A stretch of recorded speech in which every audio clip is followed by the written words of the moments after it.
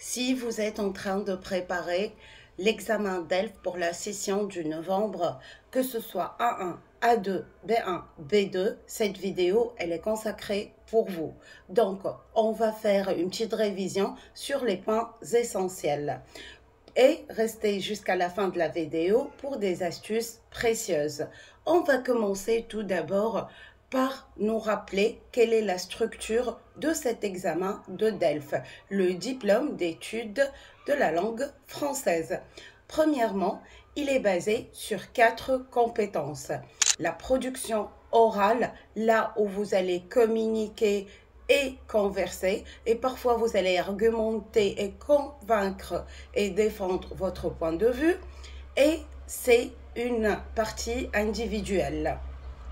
Par la suite, il y a la compréhension orale, là où vous allez écouter et répondre, la compréhension des écrits, et là vous allez lire et répondre, et la production écrite, et là vous allez rédiger un texte, que ce soit un email, que ce soit un texte argumentatif, ça dépendra de quel niveau vous êtes. Deuxième partie. Alors maintenant, qu'est-ce qu'on va faire? On va passer au vocabulaire essentiel organisé par niveau. Donc j'ai bien noté les choses pour ne pas les oublier. On va commencer par le niveau A1, les bases. Les bases, c'est les salutations. Bonjour, au revoir, s'il vous plaît. C'est des exemples, n'oubliez pas. N'oubliez pas d'enregistrer la vidéo pour vous aider dans la préparation de l'examen. Présentation, je m'appelle, j'ai tel, par exemple, 20 ans, je viens d'Égypte, je viens d'Italie, je viens d'Espagne, et les nombres de 1 à 100, bien sûr, et les jours de la semaine, des mois, l'heure exactement, comment lire l'heure, et surtout les nombres. Il y aura par exemple des numéros de téléphone pour le niveau A1, il y aura des, comment dirais-je, des numéros que vous devez noter à la gare ou bien à l'aéroport. Passons au niveau A2. Donc, là, on va s'élargir un petit peu. Ça sera la famille, parents, frères, sœurs, grands-parents. Au travail, on parlera de métier, bureau, collègues, professionnels, entreprise, loisirs, sport, musique et lecture. Passons au niveau B1, donc la nuance, non, avant, l'abstraction, telle que donner mes opinions. Je pense que, à mon avis, selon moi, parler de ses émotions, je suis heureux, triste, inquiet, enthousiaste, et les thèmes de la société, par exemple, environnement, éducation, santé, travail, environnement. Niveau B2.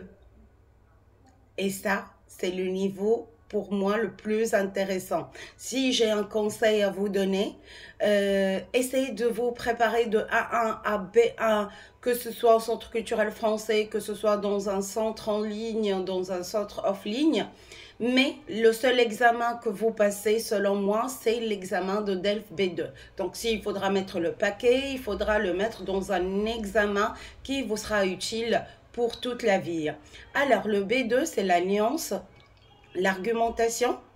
Tout d'abord, en conclusion, par conséquent, en revanche, des expressions idiomatiques, avoir le cafard, coûter les yeux de la tête, ne pas chercher midi à 14 h, et le registre formel surtout. Comment les utiliser? Je vous serai reconnaissant, veuillez agréer, et ces expressions-là. Et là, je vous dis, surtout, n'hésitez pas à utiliser des livres tels que le vocabulaire progressif. Il vous aidera. Il est de niveau A1, je vous mettrai la photo, niveau A2, niveau B1, niveau B2.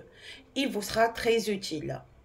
On passe aux troisième étape, je suppose, Alors, c'est le point de grammaire cruciaux. Donc, qu'est-ce qu'on va faire? La grammaire fait souvent peur, mais concentrons-nous sur l'essentiel. Alors, les temps principaux. Quels sont les temps principaux? Présent, tels que je parle, tu parles, les verbes à la fin ER, à la fin IR, les troisièmes groupes, les verbes irréguliers. Après, on a le passé composé, avec avoir comme auxiliaire ou être. Tu as parlé, j'ai mangé, tu es sorti. Futur simple, je mangerai par exemple, je parlerai. Et l'imparfait, je mangeais, tu parlais, tu sortais. Les structures importantes à se rappeler à la grammaire. La négation, ne pas, ne jamais, ne plus. Des questions de type courante. Quelle est la question de type courante? Celle qui commence avec est-ce que. Des questions de type formel, là où il y a l'inversion de sujet. Par exemple, ai-je mangé la pomme? Ai-je mangé la pomme? Question familière. Et là, elle reste comme la phrase déclarative, informative, mais simplement c'est le temps qui change. Je suis sortie aujourd'hui. Non, tu es sorti aujourd'hui? Tu es sorti aujourd'hui? Donc, c'est la tonation qui change. Les pronoms, que ce soit indéfini, défini, démonstratif, tout ça, exclamatif et quoi encore, interrogatif bien sûr, le la, les pronoms COD, les pronoms COI, le on, le y, le leur, le e, il faut bien se concentrer sur leur utilisation. Pour les niveaux B1, B2, il faut bien se rappeler de notre cher subjonctif, il faut que tu viennes, et notre conditionnel, je voudrais un café s'il vous plaît. J'aimerais, et le discours indirect, bien évidemment, il a dit qu'il viendrait. Donc, je vais faire un petit peu plus vite pour que la vidéo ne soit pas trop longue. Si vous êtes arrivé là, n'hésitez pas à mentionner en commentaire si cette révision vous a plu et si vous souhaitez qu'on parle d'autres sujets. Alors, on passe maintenant, voyons les stratégies spécifiques pour chaque épreuve. La compréhension orale. Lisez les questions avant d'écouter.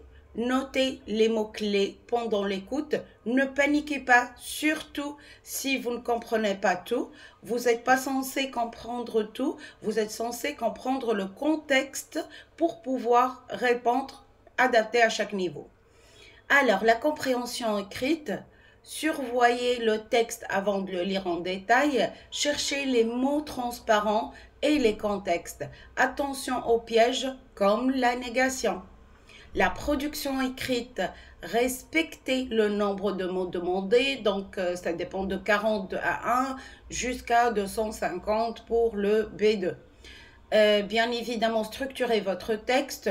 N'oubliez pas la structure qui est introduction, développement, conclusion. Variez le vocabulaire et les structures grammaticales. Pour la production orale, et là j'en ai trop des vidéos sur ma chaîne YouTube, s'il vous plaît, si vous êtes B2, n'hésitez pas à jeter un coup d'œil. Alors, pratiquez régulièrement à haute voix. Je ne cesserai jamais de dire ça. Pratiquez à haute voix. Enregistrez-vous, parlez devant une miroir et osez de faire l'erreur.